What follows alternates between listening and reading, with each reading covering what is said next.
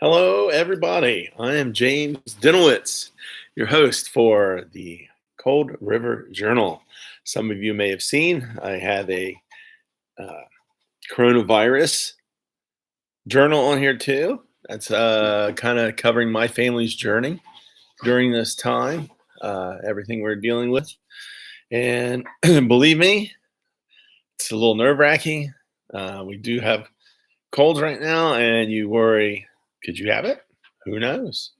It's some scary stuff. The Cold River Journal, though, I had planned a little more fancier introduction to this, but I've decided just to go live, get it going. I feel like this will be maybe an important source for some people out there. If you go to my Facebook Cold River Journal page, you'll see several weeks ago I predicted, forecasted, I should say, the stock market in the teens. This virus getting out of hand and spreading. It's pretty bad. But the Cold River Journal is actually normally was conceived to be about life in New Hampshire, community life, a lifestyle magazine, all the things we do here, alternative healing, as far sustainable agriculture, community values, things we do as a community, just sort of showing you what life's like here in Western New Hampshire. I've got some interviews prepared for the podcast that will eventually be posted here on YouTube as well. Interviewed a lady who's run a food pantry shelf here for 40 years. Amazing stuff.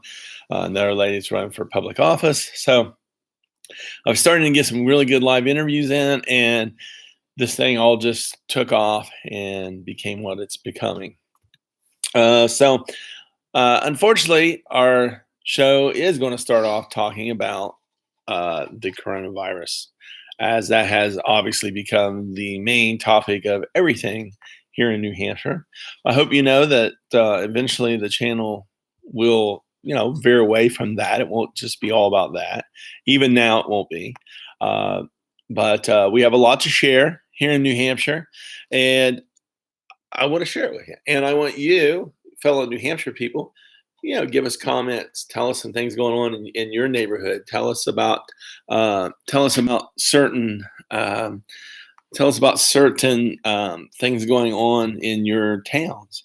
The journal will have. We're even launching a webpage. Webpage not even launched yet. I plan to launch all this in April, but I've decided I really need to kind of get this out there now. I was hoping that more people on YouTube will get some of the forecasts that I'm making, some of my insights.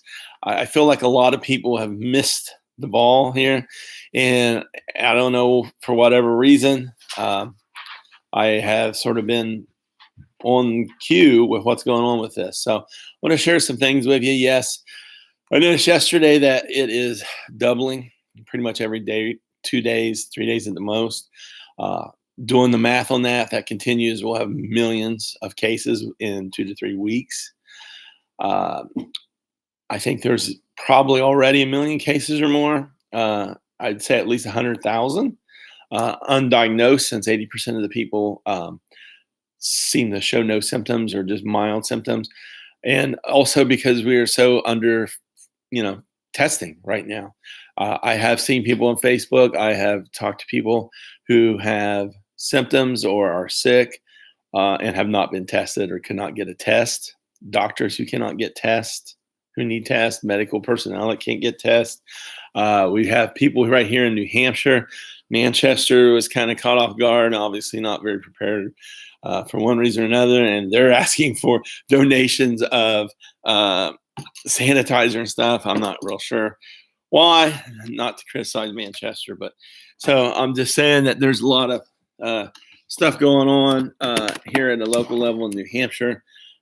People are stepping up, trying to help them out there in Manchester with their shortage. Of course, a lot of it's been bought up. You go to stores, you can't find any hand sanitizer, but having kids all these years, we've always had a little bit on hand, but it's not like something we just stocked up by the gallon, because quite frankly, we're not the kind of people that worry about germs. Germs are really not bad for you. Germs, okay. But we obviously are excessively washing our hands now every chance we get, even though we're staying here in our own house. So, this is changing a lot of things in our state. Some of the concerns that I have, some of the things, I'm going to go ahead and close this up, because it's just weird on the lighting. Some of the things that I'm concerned about are that, oh, here comes my assistant now. Some of the kids, this is going live, by the way, which is why this is such a train wreck, folks. And my barber, I think, is shut down. So, I don't know when my next haircut's coming. But one of the things I'm concerned about is if someone is in the hospital with COVID symptoms and they die, are they counted as a death? Are they counted as a corona death? I don't know this answer. I've not heard any. Watched a lot of news coverage and haven't heard anyone say anything about it. And the other thing I'm concerned about is turning on the news yesterday and seeing just hundreds of thousands of people on the beaches of Florida, shoulder to shoulder. Pretty selfish, folks. Sorry to say that. I know everybody wants to have spring break. Yeah, the place I love better than being on the beach. This isn't the time for that. That's not shelter in place. That's not social distancing. That's, and you need to do this. If you're not worried about yourself, you need to do it for others. So yes, it really was a glimmer of the horrible selfishness that is an undercurrent in our American culture. You'll see, but you're also seeing people doing selfless things. So it's not all that. But folks, you're down on the beach in Florida. You're lucky I'm not president, because I'd put National Guard on the border of Florida, and there wouldn't be millions of people fleeing Florida in a week or two, bringing the more COVID virus up to the other 48 states in the continental U.S. But I'm sure they will. They'll be coming home and they'll be bringing it, because they obviously have to be spreading it down there like wildfire. And these things are disturbing. Lots of people on the roads traveling. I had relatives in Ohio tell me that the grocery store yesterday was packed. Kind of asked them, why were you at the grocery store still? I mean, it's catching a lot of people off guard. What people don't understand is that, especially so many people live paycheck to paycheck now, that a lot of people have not been able to just go out, let's say a month ago, and buy, $2,000 worth of groceries or whatever. A lot of people just don't have that kind of extra money around. I mean, if you're like most people, your budget is what it is. If you got $300 on groceries in February, that's what you spent. So, a lot of people are being forced to go out right now, even though they shouldn't. My suggestion is, if you got enough, food for a month, don't go out. If you run out of milk, you're just out of milk, right? That would be my suggestion to people right now. Try to stay in as long as you can before you have to go out and get any kind of supplies. Like I say, I understand that's easier said than done for some people. And that right there is why I'm saying this thing, I can't even see a peak on this thing, honestly. I see the numbers growing easily through the next 8 weeks. So this notion that everyone's going to burst forth into the world in 2 or 3 weeks, I wouldn't expect that at all. If you look at the numbers today, one expert said that basically what you're seeing today, this is where we were a week or two ago. Because, a lot of people get infected a week before the symptoms show up. So they've all been out infecting people. So even if everyone stayed home and no new infections were made today, there would still be new cases, at least over the next week, maybe 2 weeks, showing up. So this is bad. And I sat there and did the numbers yesterday with the doubling of every 2 or 3 days. And you're looking at this, 100 million people in this country could have this at that rate in a month. I mean, that's where the numbers are in a month. Hopefully, people will get more serious than they are. I feel like we're about 50% serious about staying home and locking ourselves up. I know yesterday we had to go out and get stuff at our school. I made my wife stay home, and I took the kids. We sanitized 3 times during this interaction. We did keep social distancing. There was only a couple people at the school. The school did a fantastic job. Our local school here is a really good school system that's put a lot of effort into there. And, The kids saying, my kids are saying, "Wow, we didn't realize how much we liked school until we realized we were not going to be at school anymore." And it was sad. It was sad for them. It was sad for me. I thought, wow, this is, even though if you look at my Facebook page for Cold River Journal, you'll see that, yes, I did predict a lot of this and called that the schools would be out several weeks ago. I called for the stock market to be in the teens. It is. Um, so if you're wanting to see some of the things I was forecasting a few weeks ago, go to that Facebook page. Hopefully, maybe like it or whatever. Most of my updates, blog, and stuff is going to be on our coldriverjournal.com page, which we are building right now. Should be launched in April. But it will mostly exist as a podcast and a video channel here on YouTube. And I'm coming live today. Like I said, I had plans, got a studio set up down there to do it all the right way. And I just decided that this particular channel needs to be launched right now. I do want people to, be conscious of what's going on, take this seriously.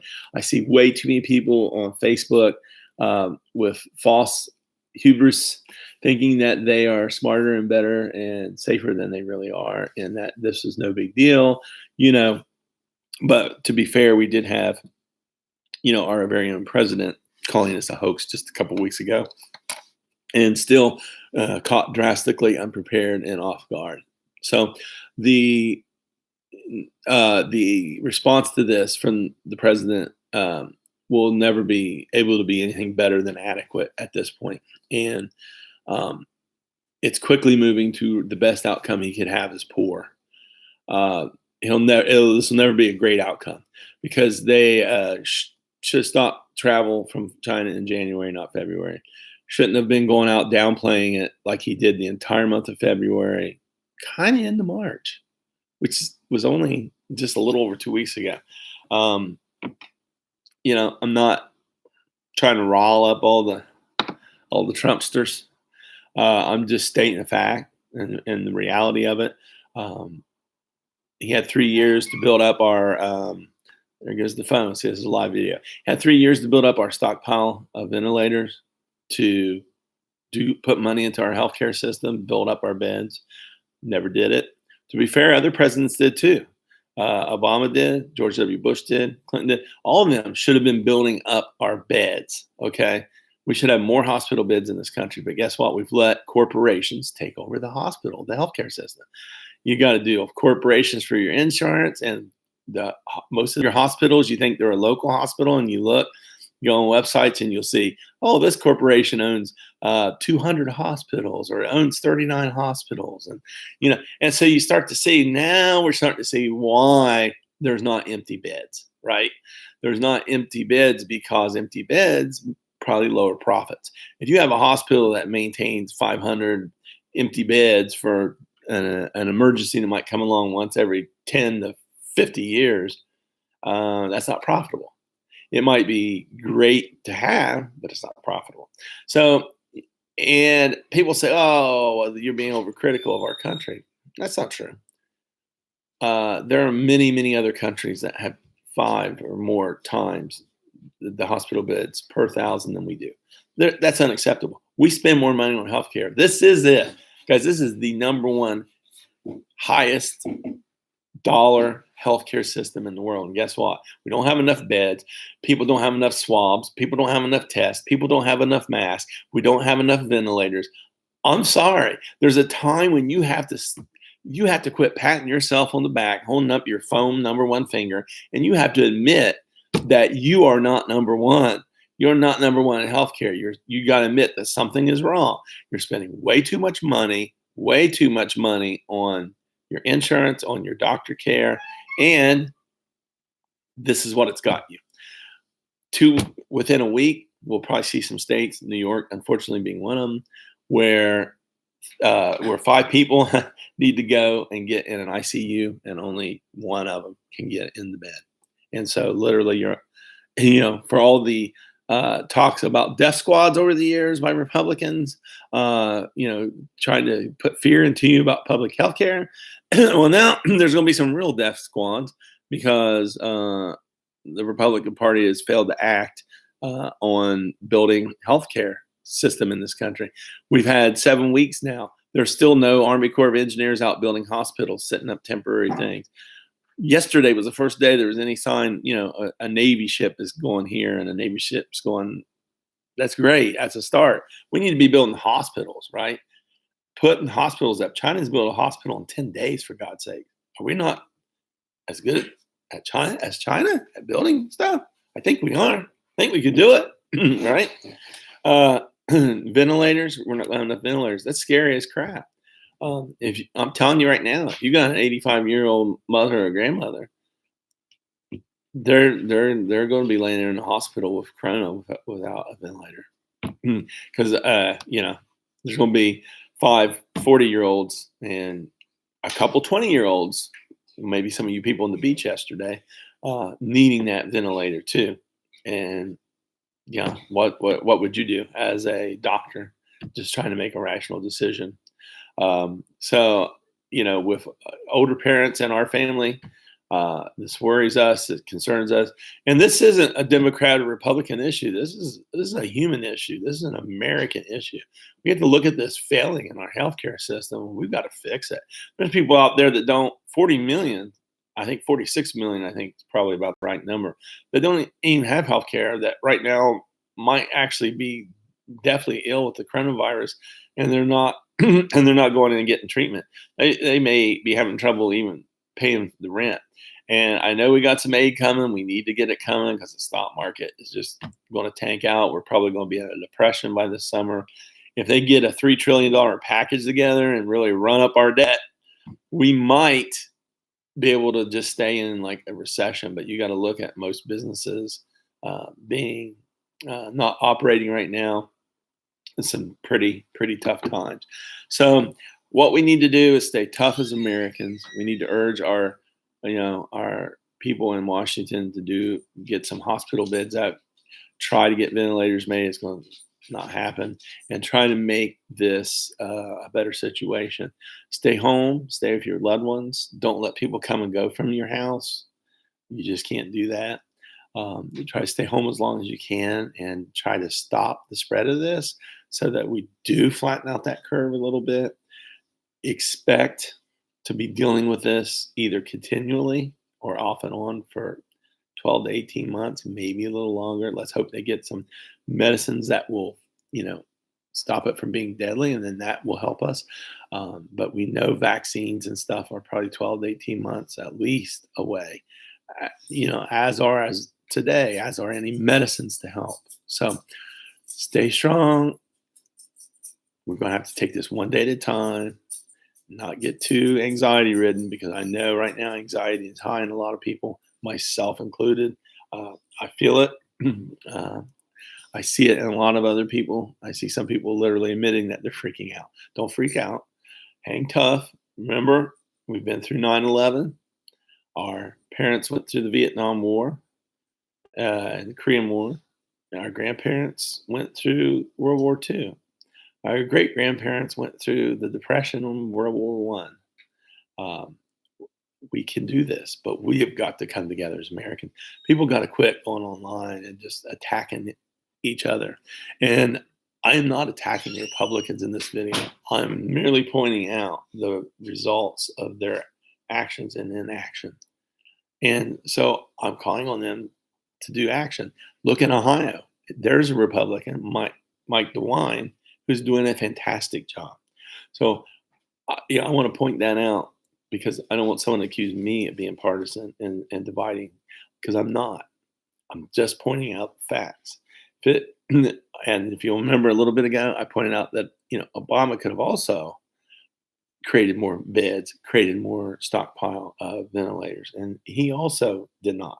So there's blame to go around. Right now we have to deal with what we've got going and what we can do. But poor Mike DeWine's getting a lot of flack from a lot of Ohioans because he closed down schools, he closed down bars. And even then there were people we heard that were running bars against the health department's orders, and they had to go in and shut the bars down. Hey, you know what? You're lucky I'm not governor of Ohio. I would have told you, Bart, well, you can reapply for your liquor license in 18 months. You want to defy our orders. How's that sound? So, he's doing the best he can, folks. Uh, and it's terrible that people would be giving him such flack. I don't agree with everything Mike DeWine has ever done politically, believe me, but I think he's trying to do the best that he can for the state of Ohio. Our governor, Chris Sununu, here is a Republican. He is doing a fantastic job so far. I kind of think that he should have closed the border of New Hampshire about 2 weeks ago, because now we're having all these people who come up that have summer houses or relatives here, and they're staying here, and they're most likely, unfortunately, not that we don't love you to come up, but they are probably bringing coronavirus unknowingly with them. So it'll probably really start spreading fast here. Just a few days ago, we had just like 3 cases here. I believe we had over a dozen so far today. So it's here, it's spreading, it's real. Um, we need to stop going out, folks. Stay tuned to the Cold River Journal. We'll have some features about life in New Hampshire, things that aren't about the coronavirus, but we will have definitely some updates, political comment about it, what's going on. Stay safe. Don't expect this to be over anytime soon, no matter what you're hearing on Facebook or reading here or seeing on some TV channel or something. This is going to be a while. Kids are not going to be going back to school in April, May, or June. They're just not. It's sad. I would expect possibility that states close their borders. There may not even be traveling through the country soon. I definitely would expect no international flights for maybe a year or two, because what if it dies down here, it dies down in Italy, are people going to start flying to Italy again when people could still be bringing it in Italy? I don't know. It's going to be a big question. So hang tough. Hopefully they will get a good stimulus package together that will give people the income they need to survive. They are doing some things in that area right now, which is encouraging. They're testing drugs that are working, although they're going to have to be tested, unfortunately, for a long time. They got several different companies. I know there's a company in Australia. There's another company, I think, in Europe have vaccines. There's more than one vaccine out there, but they've got to test it. It's going to take 12 to 18 months to test them. So there are several people making vaccines. Hope is on the horizon, but there are definitely dark days ahead of us in the next year. So hang tough, and we will see you soon. I'm James Dinowitz from the Cold River Journal. Thank you.